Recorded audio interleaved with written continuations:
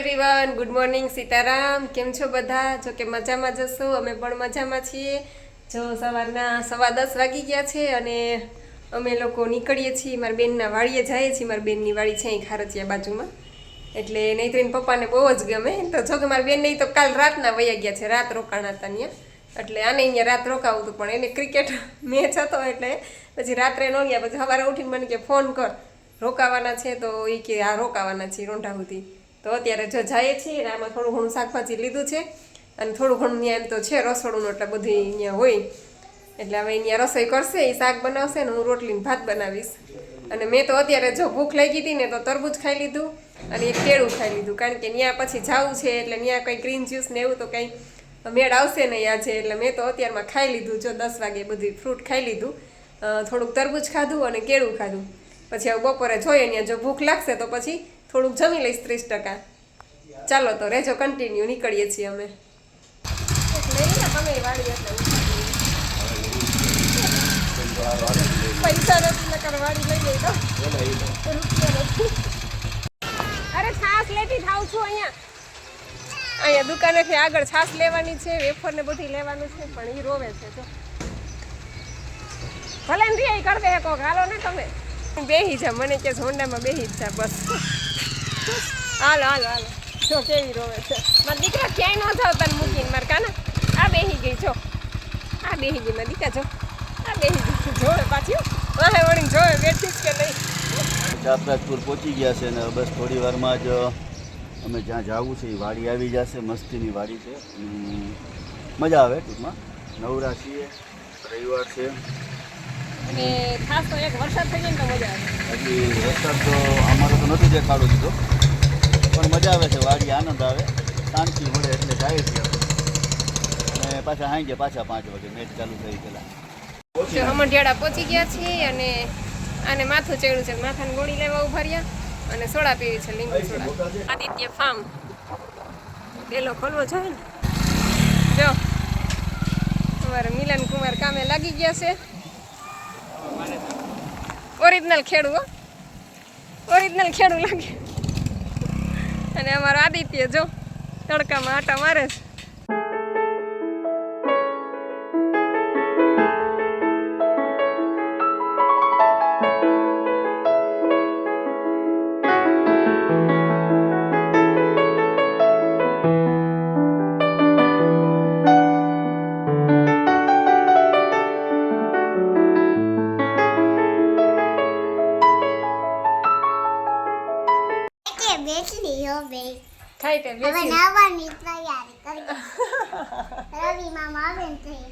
રવિ મામા નાવા જઈશ એટલે તારે નાવા જવું કા? તું તો ડૂબી જઈશ નૈત્રી. નહીં ડૂબું, તું મને જાળી રાખજે. તો હું તો હાવ બીકણી છું. મને ઓલી વખતે મિલન માસે કાઢી હતી. બધા ટાંકામાં પડ્યા નાવા. અત્યારે તડકો છે.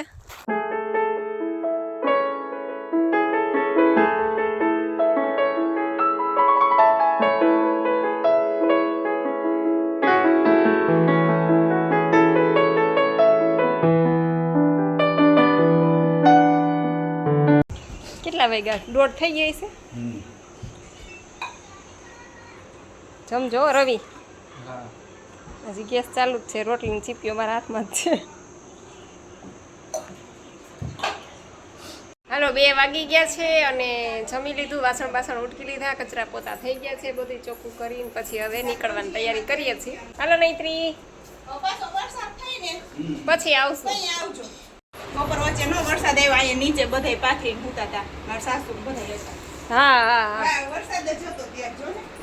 હા પછી તમે વયા ગયા ને અમે ટાંકું સાફ કર્યું. હાલો હાથી અમે તમારે ભેગા જઈએ ગાડીમાં. હાલો તમે હોન્ડા લઈને હાલતા થાવ. તારે હોન્ડામાં નથી જવું નૈત્રી, તારે અમારે આપણા ભેગું 4 વ્હીલમાં, આપણે મિલન માસન 4 વ્હીલમાં. આ પપૈયા ઉતર્યા મિલન ને 2 પાકી ગેસ પપૈયા દાડમ ઝીણા ઝીણા છે ને. હાલો તાળા બડા મારાઈ ગયા. 2:45 વાગી ગયા ને જેતપુર પહોંચી ગયા. હું તો કઈ જમી નથી, ઘરેથી નીકળી ત્યારે તરબૂચ ને એવું ખાઈને નીકળી પછી કઈ ત્યાં જમી નથી, ખાલી પાણી પીધું અને રસ્તામાં આ બધાએ સોડા પીધી, કોઈ લસ્સી પીધી અને મારે તો મેં કીધું રસ જ પીવો છે, તો જો હવે રસ પીવા આવ્યા છે.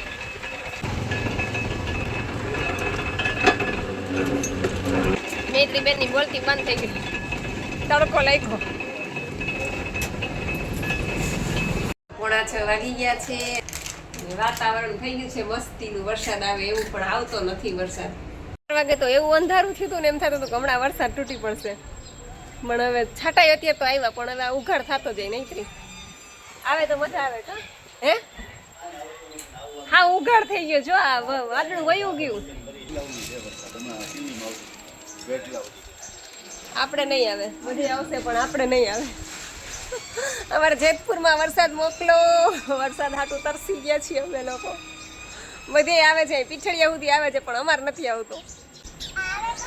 અમારે નૈત્રી છાંટા આવે હમણાં વયો જાય, દીકરા આવ્યો ના કહેવાય. જો નૈત્રી અમારી રાહ જોવે બિચારી, રોજ વરસાદમાં નાવા હાટું રાહ જોવે ને રોજ આવી રીતના વયો જાય. ઠીક, આ મોરી લાગે છે કા નૈત્રીની? આ મસાલાવાળી છે, આમાં ચોરાફળી. હાલો રાવણા ખાવા. વરસાદ ચાલુ થયો છે ઝીણો ઝીણો, અને નૈત્રીન પપ્પાને ખાવી છે વડી, એટલે હવે વડી લેવા જાય છે. મેં કીધું ઘરે બનાવી નાખું રસોઈ, તો કે ના ના વરસાદ ચાલુ થયો ને વડી ખાવાની ઈચ્છા થઈ છે, એટલે જ ગામમાં ગયા હોય ને ત્યાં હું કંઈ કરું નહીં, કારણ કે આવે ને એની ઈચ્છા ક્યારે ફરે એનું કાંઈ નક્કી ન હોય. ક્યારેક એવું થાય કે મેં રસોઈ કરી રાખી હોય ને તો એમ કે કંઈ મૂકી દે, એ ગાયને ખવડાવી દેજે, તું પહેલાં હાલ આપણે આ ખાવા જવું છે.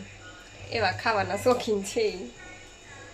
મેં કીધું કે અહીંયા બનાવી નાખું કાંદા પોવા કે સૂકી ભાજી કે કાંઈ, પણ લાઇટે વહી ગઈ હતી, જોકે હમણાં લાઇટ આવી, એટલે લાઇટ વગર તો કાંઈ મજા આવે નહીં રસોઈ કરવાની. અને 9:30 થયા છે, અને બસ જો વડી ખાવા જાય છે, ચાલુ વરસાદ છે, તો એ કે હોન્ડા લઈને તો જવાય નહીં, તો ઈકો લઈને જાય, એટલે હવે ઈકો લઈને વડી ખાવા જઈએ છીએ. એટલે આટલા શોખીન છે. જો પહેલો વરસાદ થયો ને એની રાહ જોતા હતા, વરસાદ થાય ને એટલે આવું કંઈક ખાવું છે. તો ચાલો તમે લોકો પણ બધા વડી ખાવા. અને જો ઈકોનો સેલ્ફ લાગી ગયો છે, અને મેં તો મારું પેટ ફૂલ કરી લીધું છે. 2 કેળા ખાઈ લીધા છે, પછી થોડાક સ્પ્રાઉટ પડ્યા હતા એ ખાઈ લીધા છે, પછી તરબૂચ ખાઈ લીધું છે. એટલે હું હવે થોડીક જ વડી ખાઈશ ને એટલે મારું પેટ જોકે ભરેલું જ છે, પણ એ મને ધરાર થોડીક ખવડાવશે, કારણ કે રાત્રે તો અમે હું જમું છું 30% જેટલું, એટલે થોડીક વડી હું ખાઈ લઈશ એટલે મારું પેટ ભરાઈ જશે. તો ચાલો તમે લોકો પણ ચાલુ વરસાદમાં વડીની મોજ લેવા. જો વરસાદનો નજારો બતાવું તમને, વરસાદ ચાલુ છે, મોબાઈલ ઉપર છાંટા પડે જ જોકે. નૈત્રીન પપ્પાને ખાવી હતી તો ગરમા ગરમ વળી, પણ એ છે ને વરસાદના હિસાબે પૂરી થઈ ગઈ હતી, અને પાછો રવિવાર હતો એટલે, અને પછી આ ગાંઠિયા દેખી ગયા, તો કે હાલો ગરમા ગરમ ગાંઠિયા ખાઈ લે. એ જો કે વરસાદમાં તો મજા જ આવે, અને પછી બાયણે વરસાદ હતો તો પછી ઈકોમાં બેસીને ગાંઠિયા ખાઈ લીધા, અને પછી બેન કે હવે જવું છે મામાની ઘરે, તો જો રસ્તામાંથી પછી કેન્ડી લેવડાવી, અને કેન્ડી લઈ અને સીધા અમે લોકો પહોંચ્યા મામાની ઘરે. જો 10:30 વાગ્યા છે, અને ગાંઠિયા ખાઈને આવ્યા મારા મમ્મીના ઘરે. અમારા બેનને મારા મમ્મીનું ઘર આખા દીમાં એકવાર તો આવું જ પડે. હા એવી દીખાલી. પહેલા વરસાદમાં ગાંઠિયા ખાધા, હવે પહેલા વરસાદમાં કેન્ડી ખાધા. વરસાદમાં ગાંઠિયાની મોજ લીધી, હવે કેન્ડીની મોજ. દાદા સૂતા છે તો ઓછી ખાવ, આ કેન્ડી ને ગોલો ને એવું ક્યારેક વળી ખાવ, પણ આજે તો ખાઈ લઉં. હવે ગાંઠિયા ખાઈ લીધા, હવે કેન્ડી ખાઈ લઉં.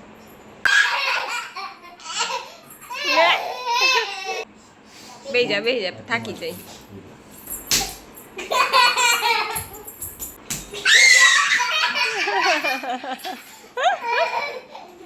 પાગલ છોકરાઓ, 2 છોકરાઓ પાગલ છે. હાલો એવરીવન, જો અત્યારે ફ્રી થઈ તો પહેલાં એમ થયું કે લાવ પહેલાં કોમેન્ટના જવાબ આપી દો, પછી બધું કામ કરું. તો એમાં પહેલી કોમેન્ટ છે શીતલબેન તલસાણિયા, કે હું રાજકોટથી છું, મેં આજે જ તમારા વિડીયો જોયા, ખૂબ સુંદર છે, મને ઉપયોગી છે. મારું વજન 97 છે, મને થાઇરોઇડ છે, ગળું સુકાય છે, 4 લીટર પાણી પીઉં છું, તો શું કરું તોય તરસ નથી છીપાતી. તો શીતલબેન તમે છે ને આ ડાયટ સિસ્ટમ ફોલો કરશો ને એટલે તમારું થાઇરોઇડ પણ જતું રહેશે. ઇવન કોઈ પણ નાની મોટી બીમારી હોય, ડાયાબિટીસ છે કે થાઇરોઇડ છે કે મોટાપા છે, અસ્થમા છે, કોઈ પણ જાતની બીમારી આપણા શરીરમાં હોય એ બધી આ સિસ્ટમ કરવાથી જતી રહે છે. તો તમે કરી શકો તો વેલ એન્ડ ગુડ, વધારે સારું છે જો તમે કરી શકતા હોય તો વજન તો તમારો ઉતરશે જ, પણ આ તમારી બીમારી છે એ પણ બધી જતી રહેશે. થાઇરોઇડવાળાને થોડીક વાર લાગે છે, અને સ્ટ્રિક્ટલી ફોલો કરવું પડે છે. જે લોકોને વજન ઉતારવો છે એના માટે થોડીક છૂટછાટ છે કે તમે સાંજે 5 વાગ્યા પછી થોડું ઘણું લઈ શકો, રાત્રે તમે 30% જમી શકો. ટૂંકમાં કોઈ પણ રોગ છે જે લોકોને રોગ મટાડવા છે એ લોકોને સ્ટ્રિક્ટલી ફોલો કરવું પડશે. તો 100% તમારો થાઇરોઇડ પણ ક્યોર થઈ જશે. ગળું સુકાતું હોય, પાણીની તરસ લાગતી હોય તો તમે હું એમ કહું છું કે નિર્જળા તમે 2 કલાકથી ચાલુ કરો, 2 કલાક કરો, પછી 3 કલાક કરો. એવી રીતે ધીરે ધીરે તમારા શરીરને આદત પડી જશે એટલે તમને પછી પ્રોબ્લેમ નહીં થાય. અને તમે ગ્રીન જ્યુસ પીધા પછી તમને જેટલી તરસ લાગે એટલું તમે પીજો. ભલે તમે ગ્રીન જ્યુસ 2-3 ગ્લાસ પી લો, પછી તમને કલાકે તરસ લાગે તો કલાકે જેટલી આપણા શરીરને જરૂર છે ને એટલું પાણી આપવાનું. પછી એવું વિચારવાનું નહીં કે હું પાણી નહીં પીવું તો મારા શરીરમાં પાણી ઘટી જશે, એવું નહીં વિચારવાનું. પણ આપણા શરીરે પાણી માંગ્યું છે, કેટલું માંગ્યું છે? અડધો ગ્લાસ માંગ્યું છે તો અડધો ગ્લાસ દેવાનું, આખો ગ્લાસ માંગ્યું છે તો આખો ગ્લાસ. જેટલી આપણા શરીરને આપણા બોડીને જરૂર છે એટલું પાણી લેવાનું. એનાથી વધારે પણ નહીં લેવાનું અને ઓછું પણ નહીં લેવાનું. તમારે થાઇરોઇડ છે એટલે થોડોક ટાઈમ ધ્યાન રાખશો અને સ્ટ્રિક્ટલી આ સિસ્ટમ કરશો એટલે તમને 100% ફેર પડશે. સંગીતાબેન મકવાણા કહે છે કે એનીમાનો ડબ્બો બોટાદમાં મેડિકલમાં મળતો નથી, 2-3 જગ્યાએ પૂછ્યું. તો હવે બોટાદમાં તો મને કાંઈ ખ્યાલ ન હોય ક્યાં મેડિકલમાં ક્યાં મળતો હોય, પણ અમારે તો અહીંયા બધે મળે છે. અને આ લોકો જે લોકો કરે છે એ લોકોને કદાચ મળી ગયો હશે, નહીંતર તો એ લોકો કોમેન્ટ કરે કે એનીમાનો ડબ્બો નથી મળતો. તો તમે હજી તપાસ કરજો, કદાચ મળી જાય. પછી સીઝી એવું આઈડી છે, તમે વેટ લોસ કર્યો ત્યારે એક ટાઈમ જમતા હતા? હું એમ કહું કે મારું મન થાય તો જમું, મારું મન થાય તો મન ન થાય તો ન જમું. જો હું વાડીએ ગઈ હોય કે પ્રોગ્રામમાં ગઈ હોય કે કોઈના ઘરે ગઈ હોય, બપોરે તો હું જમતી જ નથી. અને રાત્રે એક ટાઈમ અત્યારે 30% જમું છું. 1 વર્ષ તો મેં સાવ અનાજ છોડી દીધું હતું. 1 વર્ષ તો હું સાવ રો ડાયટ ઉપર જ હતી.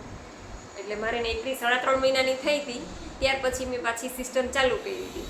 એટલે 6 મહિનાની થઈને ત્યાં સુધી હું રાત્રે જમતી. પછી ધીમે ધીમે કરતી હું સાવ રો ડાયટ ઉપર આવી હતી.